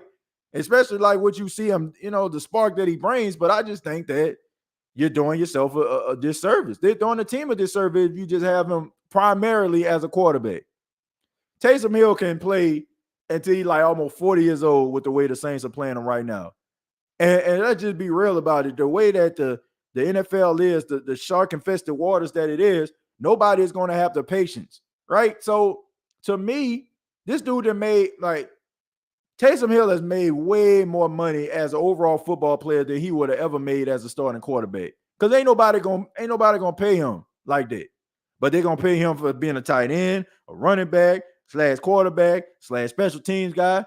You're gonna continue to make money. And I just think that it will be a disservice to the team I do not think it's a coincidence that they start lining him up, QB power, RPO, all these different things and different ways they're using him. That's when the offense started to open up. Teams have to, like, honestly, guys have to go out there. The Mike linebacker got to go out there with 2 plays, and he got to make sure he's looking in the backfield, because you got to know if Andy is out there, you got to know if Taysom out there, you got to know Jameis out there, you got to know if Taysom out there. He is the biggest matchup nightmare in the entire NFL to me, because you do not, like, they do not know how to stop this dude. So keep him the way that he is. I don't care how we lose games like that anymore. Let's see. We need another quarterback. Gilligan averaged like 49-yard punting way too often. Hit one bad punt and all these people going, man, ain't nobody talking about no Blake. Like, if you talking about Blake Gilligan, you missing a whole point. But I just think that, people just try, when you're angry, you try to find ways to try to, direct your anger. And I guess, he did that, but he didn't give up no 62-yard touchdown, though. I'll tell you that. Okay, what happened to defense? Why they stop? That pass to Jamar Chase shouldn't even been a first down. But he turned that to a 62-yard run. If Sean go to the Chargers, I want Herbert. Not happening. Not happening. Herbert is a franchise quarterback. But Taysom can't throw, and the Saints are very predictable with him back there. The 1 or 2 times he throws, they might get over. But teams genuinely expect him to run a keeper. Yeah, I mean, but that's the reason why it's working. Is because when you do line him up to throw the ball, he threw a pass, I want to say, to Callaway for a first down. He threw another pass. Well, he threw another pass that was incomplete. I think it was a pass to Alvin Kamara. But when he does throw the ball, for the most part, it's successful because teams are counting on him to run. So that is a matchup. That's a matchup nightmare. If you don't, like, he has the ability to throw the football because his primary position is quarterback, but he can also run in between the tackles and catch the ball. Like, so why not? Like, why not put him? Why not put him all over the field? This team will continue to thrive. Eric Bieniemy and Tyler Huntley equal success for us next season. He'll love the role he plays. His role is what will make him legendary. No other player like him. Yeah. They're going to have to end up like making – what I want people to understand is that there's lobbying for the quarterback position. Do you understand? Like, this dude is basically paving a road for maybe like future NFL players. Like, y'all know how it is, man. I think about like Percy Harvin when he was at Florida, right? Percy Harvin can return kicks. He can catch the ball. He can run the ball. He can throw that thing. Dude was a Swiss Army knife. What Taysom Hill is bringing the athlete to the NFL. Now you're seeing teams like the 49ers using Deebo Samuels in the backfield. The Tennessee Titans, they were using like guys like Jonnu Smith before he actually went to the Patriots. Like, you seeing guys that are using the big muscular, wide receivers or tight ends in order to run some of these RPO plays or some of these jet sweeps. And all that has a lot to do with Taysom. And Taysom can make an even bigger impact is because he can throw the ball too. So now you have to account for his quarterback skills.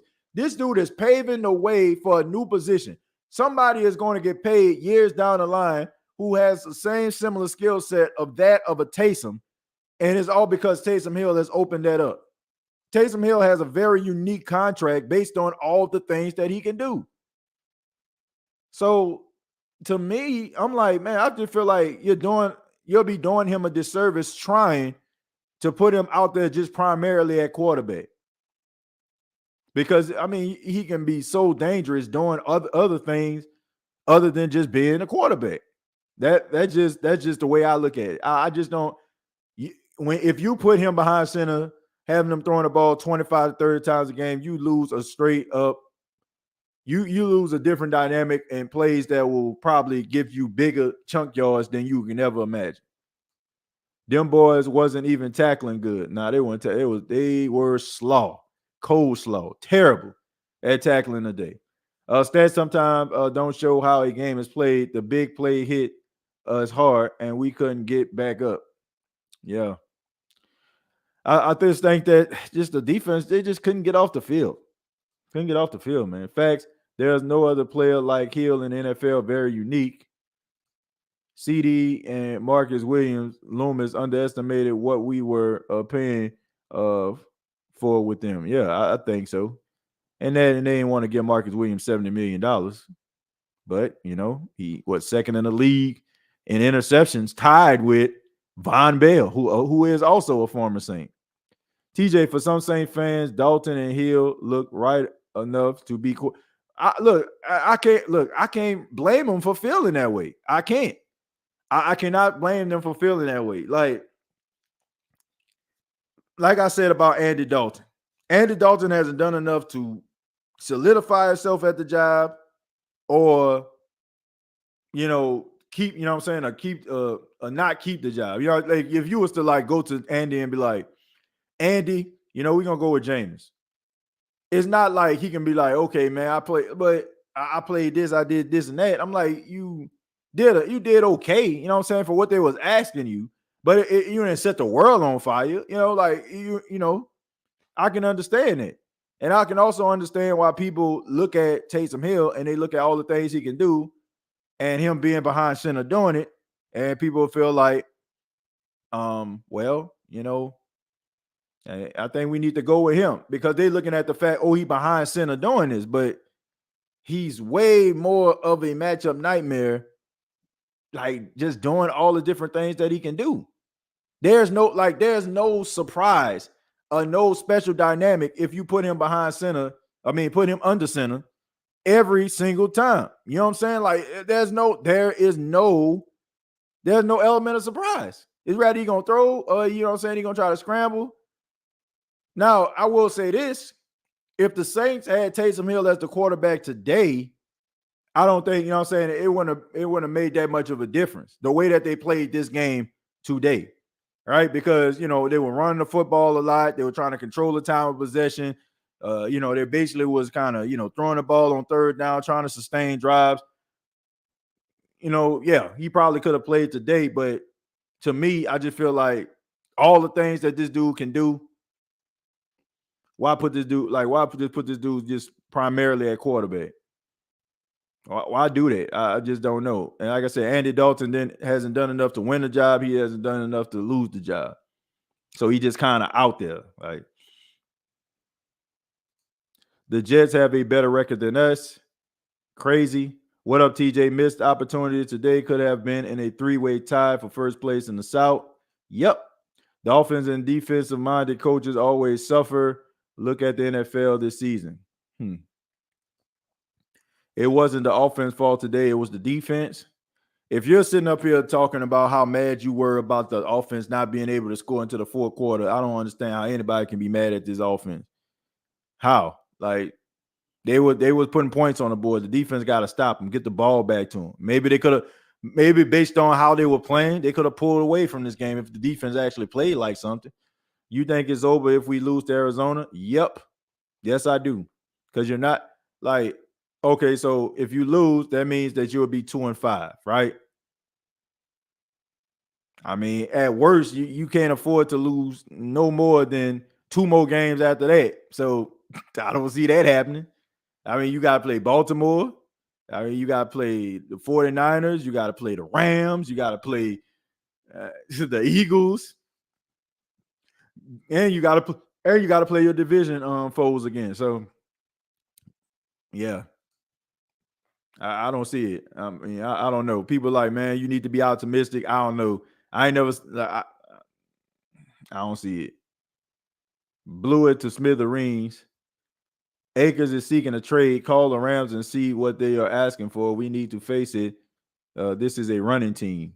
Yeah, and all the guys that played today did a really good job running. So, I don't see. If we talking about calling somebody up, maybe we need to call them up to get a safety, call them up to get another cornerback. What the boy Jack Rabbit Jenkins doing? That's what I want to know. What Jack Rabbit doing? I don't know if he can pass a drug test, but that dude can play. He can play, man. I know he can't be no worse than what we see out here right now. The offense played its best today. We should have started the season with the creativity. The Saints are becoming consistently inconsistent. When the Saints lose, the consumers should get their money back or give the consumers free season tickets. Well, look, it's a gamble. You go into the Superdome hoping they win. Sometimes they lose. Derwin says, TJ, man, we got to finish. I mean, if you ask me, we not even playing good enough to go anywhere, honestly. I agree. Then what about next season? Might be worse because some guys might move on. Yeah, I mean, it's looking real. It's looking real slim for the New Orleans Saints. It's looking real bad. At this particular point, I'll be shocked if they made the playoffs, close to it. We need to challenge penalties, even if it's is after 2 minutes. Can't challenge pass interference anymore. You can't challenge it anymore. They took that rule out. And like I said, if you're counting on the referees to bail the Saints out, you're gonna be waiting forever. Paulie says, "Hey TJ, this two-head defensive coordinator of Nielsen and Richard is not working out at all. Dennis Allen is pathetic for real." Yeah, I mean, it's not looking good. Not looking good at all.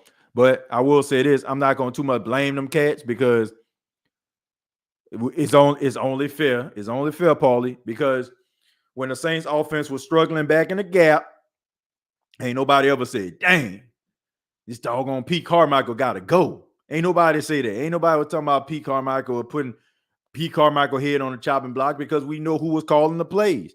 When it comes to the defense with Dennis Allen, we know who's calling the plays. So I'm not going to blame Nielsen. I'm not going to blame Richard because we all know who's calling the plays defensively. And honestly, it makes it look even worse, folks, because that's your calling card, right? You're supposed to be this defensive guru and you're supposed to be able to make stops and you're supposed to do all these different things. And now your defense is the one that's lacking?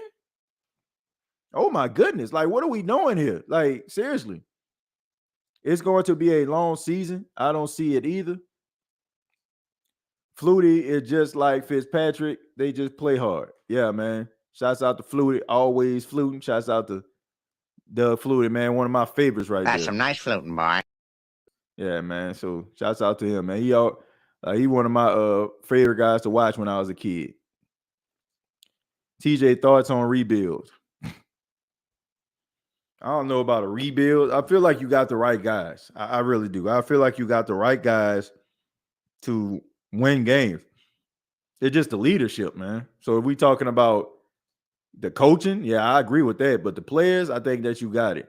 I also just think they maybe he a little bit too laid back and lax with some of these players, man.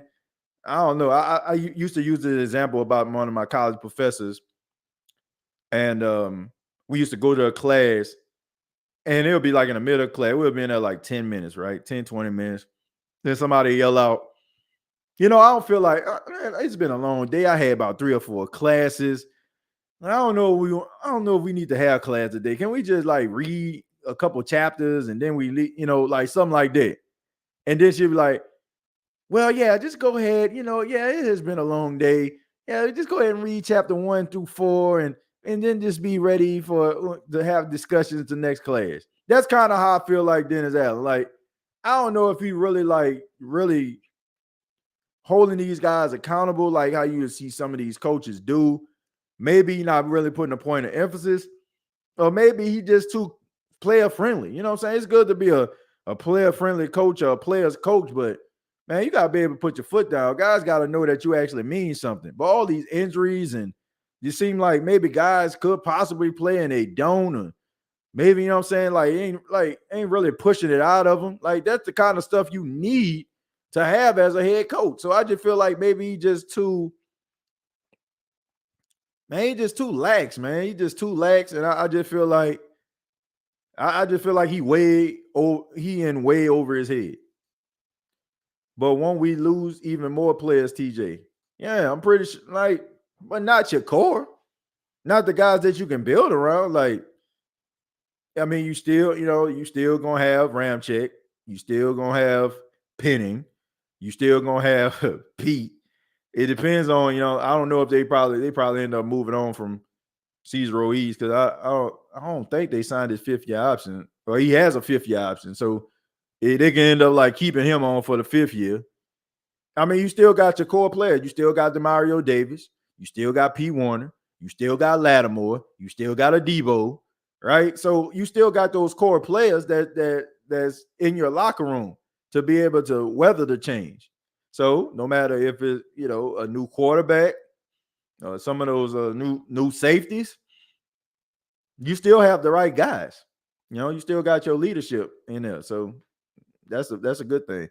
Tyron is garbage. We need Taylor back. Oh, yeah, I forgot about Alontae Taylor. Yeah, Alontae Taylor there.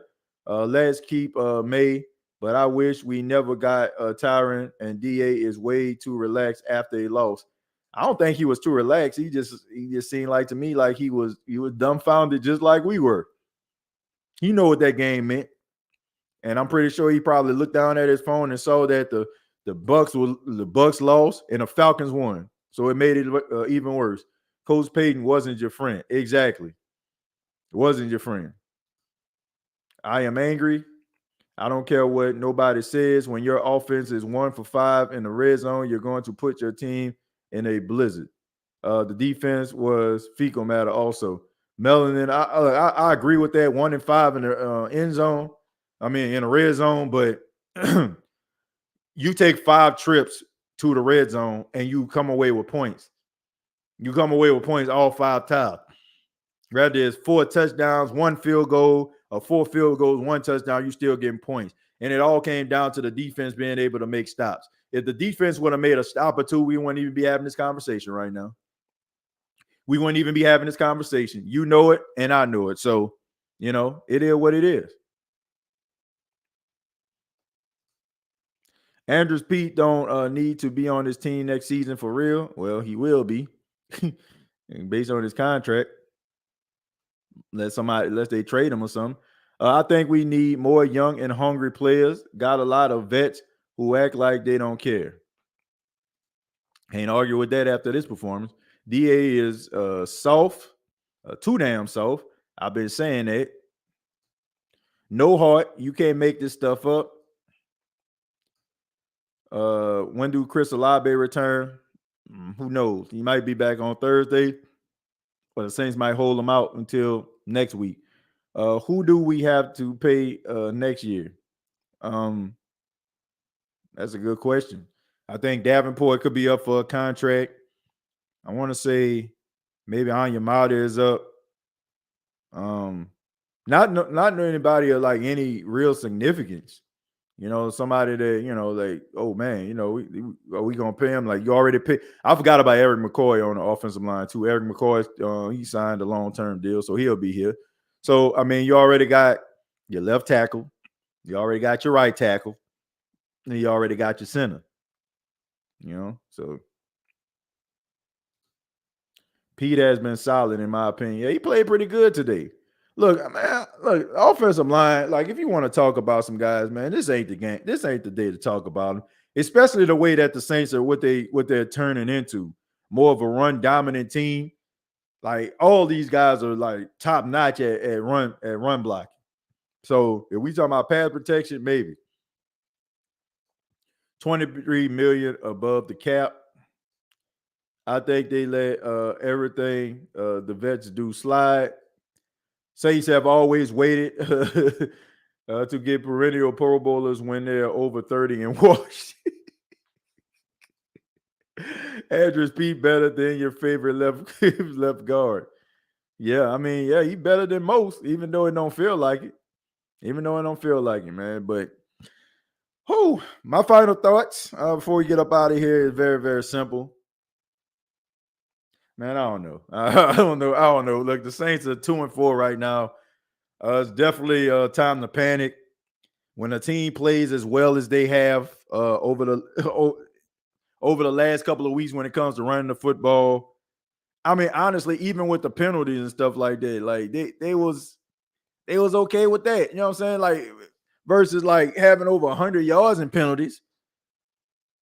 I don't know. Like I wish I had like some I wish I had like some clever words to say. Maybe something I can tell you to give you a little bit of clarity and confidence, but I don't, man. I don't have the answers. I'm like Sway today. I ain't got the answers. Look, they play on Thursday. Hopefully they win. Hopefully they maybe get a guy or two back to be able to play in a game. I don't know. Continue to run the football. Continue to control the time of possession. Maybe the defense can actually make a tackle. Maybe some of these guys are acting like they actually interested in playing football and not counting their money and be like, hey, well, I got everything I need. Let me go ahead out here and give me man. I don't know. Hopefully they win. Rich, thank you very much for the $2, says Brian Flores.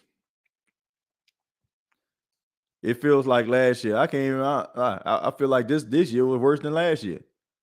I do. I feel like last year was better than this year. Like the way they playing. I just agree. You can't settle for field goals at home. You're supposed to man up and run the ball down those people's throat in the red zone and score. Yeah, we would be having a different conversation. You can't settle for field goals, but you can't. I mean, but you still putting points on the board. And if the defense were to play like they did the first 2 games of the season, the Saints would have won this football game. Like, look, you gotta. It's called complementary football, right? Just like the defense can't expect the offense to score all the time, and the offense can't expect the defense to make stops all the time. But you know what I'm saying? If you're playing complementary football, okay, you know what I'm saying? Like, we got to go out here and we got to make a stop. If the Saints would have made a stop or two, we would not be having this conversation no matter how many field goals they kicked. We would have been talking about how clutch Will Lutz was and, you know what I'm saying, and how good the running attack was. That would have been a storyline. It's a fine line between winning and losing. When you're losing, we kick too many field goals. If we won, thank God for Will Lutz, right? If we win, you know what I'm saying? If we won, man, the Saints ran the ball down Cincinnati throat. If we lose, man, we maybe need to throw the ball a little bit more. So it's a fine line. Like that's why they call them narratives. That's why they call them narratives, because it can change based on, the trajectory or, you know what I'm saying, the outcome of a game. If Panthers happen, let's see, how you really feel about Matthew for real. A waste of space as of right now. A waste of space. To win today, back to the cold basement. Let's see. Matthew's been looking washed, at least today. He's just been looking disinterested, man. I don't know. He just looked disinterested to me. I hope, like I said, maybe, he resting on his laurels or whatever. He's a honey badger, right? He got the highest rating on Madden. Everybody respect him around the league. I'm coming back to my hometown team. Let me play real quick. Let me take the little victory lap before I retire. But, yeah. He looking like slaw to me. Definitely making you miss. Look, I miss Malcolm Jenkins. You know what I'm saying? At least Malcolm Jenkins, played with some passion, played with some heart. He might whiff on on coverage or something like that. But look, you ain't never have to question Malcolm Jenkins' heart. We need a whole new coaching staff. I'm starting to believe that, man. No excuses. This team is not good, TJ. Oh yeah, I mean, I don't know if you've been here, EMAC, at the top of the hour, but I already had that. Already said that this team is trash. Like right now, they trash. Right? I mean, you just gotta be real with it. They trash. They're not good. They're not a good football team. Their record indicates what they are. Okay. I mean, it's hard to dispute that based on their record and based on what you see on the field. But like I said, I don't have the answers, folks. So you have to find it yourself this time. All right. But hopefully they can go out and maybe get a win, on Thursday against the Arizona Cardinals. And maybe that'll put them at 3-4. Maybe that Monday Night Football game versus the Baltimore Ravens, you're fighting. But if you lose today and you lose Thursday, and then you have Lamar Jackson coming into town on a Monday, man, them boys can look. this can be real ugly, man. And some of the shows that we be having in the future may not be very pleasant ones to do. It just, we haven't been in this position. Like, the Saints have been up and down. They'll win one, lose one, but we never like been in a position where we, as fans, haven't been in this way in a long time, where it just feel like you don't know where to look at for hope. If you're losing games, you're like, okay, man, this person gonna come back. But what do you do when you do everything right and you still lose? That's something that we're going to have to think about throughout the week. But thank you all so much. I ask that you hit the like button if you enjoy the State of the Saints podcast. Previous episodes available on iTunes, Spotify, iHeartRadio, Anchor FM. Also follow on Facebook.com, search The State of the Saints podcast. And you can follow me on Twitter at TJAY Jones 8. Till next time, all I got to say is, who dat?